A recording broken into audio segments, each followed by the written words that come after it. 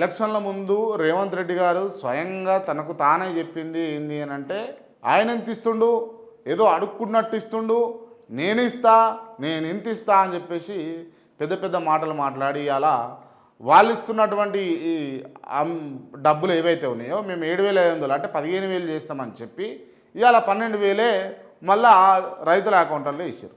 ఇది ఒకటో మిస్టేక్. రెండవ మిస్టేక్ ఏంది అని అంటే, మీరు చెట్లకు, చేమలకు, పుట్టలకు, కొండలకు ఎట్లు ఇస్తారు, ఆ రైతులకు రావాల్సినటువంటి మీరు రైతు భరోసాను, రైతు బంధును మీరు పెట్రోల్ బంకులు ఉన్నటువంటి స్థలాలకు కూడా ఇచ్చిర్రు అని చెప్పేసి మాట్లాడినటువంటి ఆనాటి ప్రతిపక్షం, నేటి ప్రభుత్వం ఇప్పుడు ఏం చేస్తుందో ఒక్కసారి ప్రశ్నించుకోవాల్సిందిగా ఇక్కడ మనం ఈ వేదికగా అడుగుతా ఉన్నాం. క్లియర్గా గమనిస్తే కౌలు రైతులకు మళ్ళా రైతు కూలీలకు ఇస్తామని కూడా చెప్పిండు.